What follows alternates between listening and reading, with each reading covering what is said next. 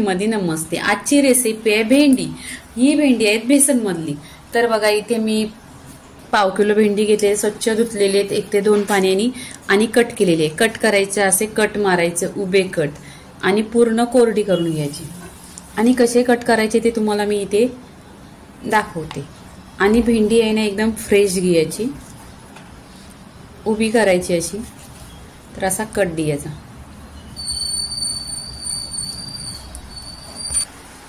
इथे भेंडी कट केलेली आहे, तर इथे आपण सुके मसाले टाकायचे।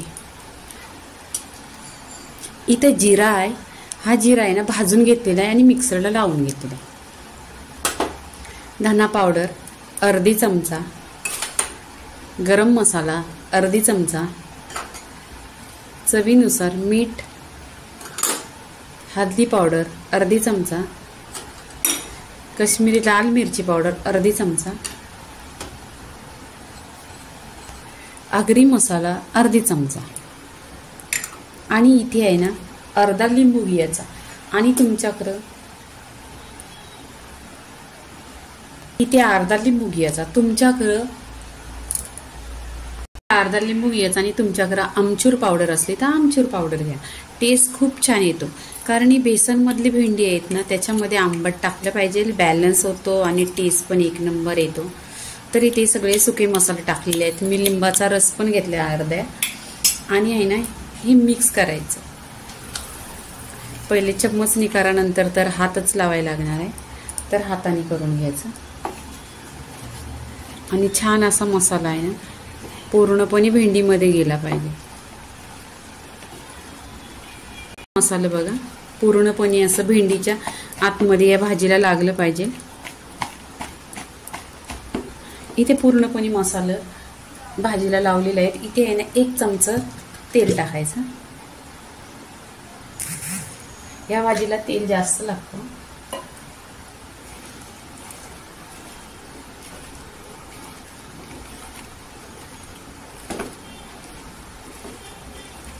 तर पूर्णपणे मसाला मिक्स झालेला आहे, तर 1-10 मिनिटं अशीच भाजी ठेवायची।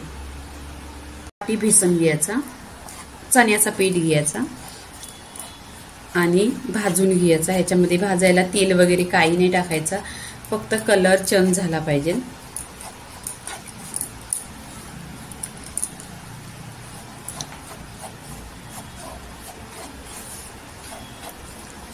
चण्याचा पीठ भाजल्याने, खरबूज भाजल्यानंतर आहे ना टेस्ट त्याच्यामध्ये भाजीमध्ये उतरतो, म्हणून याला नेहमीच बेसनचा पीठ आहे ना भाजून घ्यायचा। तुम्ही कोणत्या पण भाजीमध्ये टाका, भाजलेला पीठ बघा, भाजलेल्या टाकलेल्या पिठाचा आहे ना टेस्ट खूप छान येतो।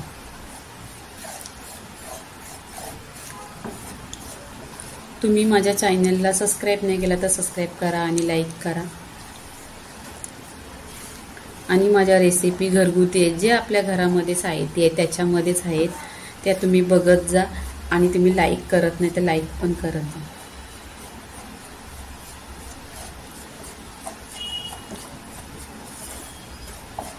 इथे बघा 1 मिनिट 2 मिनिटाचाच कलर आहे ना इथे चेंज झालेला आहे बेसनचा। अजून 2 मिनिटं आपण या फ्राय पॅनवर भाजून घ्यायचा। आणि भाजल्यानंतर बेसन आहे त्याचा खुशबू सुटतो बरोबरच, मग खुशबू आल्यानंतर आहे ना इथे गॅस बंद करायचा।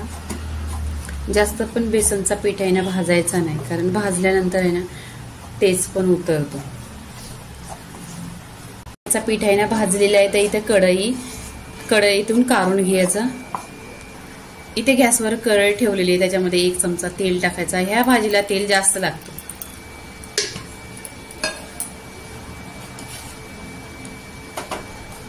इथे मोहरी टाकायची,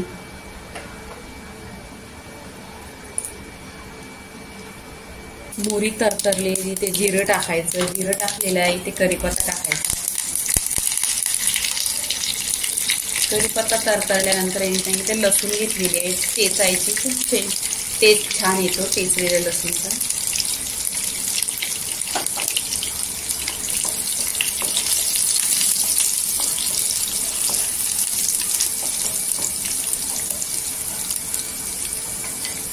इथे कांदा टाकायचा।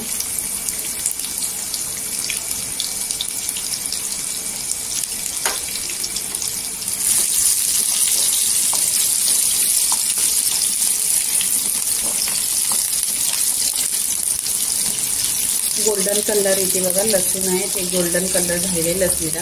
कांदा पण गोल्डन कलर करून घ्यायचा.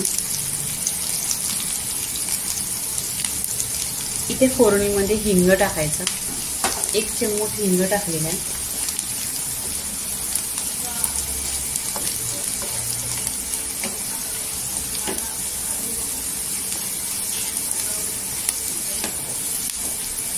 इथे लसूण आणि कांदा गोल्डन कलर झालेला आहे बघा इथे. आणि फोडणीचा असा खमंग छान असा खुशबू येतोय. तर इथे भेंडी टाकायची.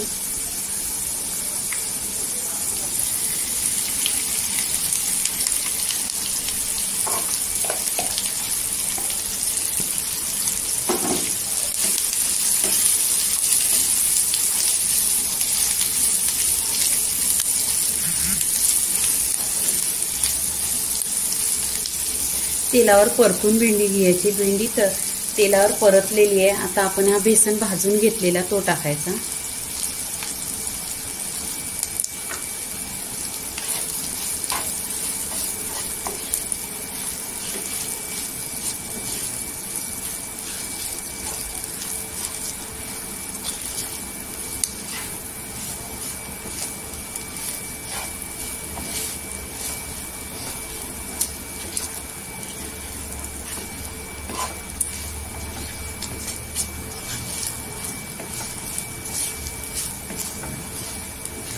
इथे बेसन टाकलेलं आहे. एक 5 मिनिटं आहे ना गॅसवर आहे ना ह्या भाजीला ढाकण लावून ठेवायचं आणि गॅस स्लो करायचा.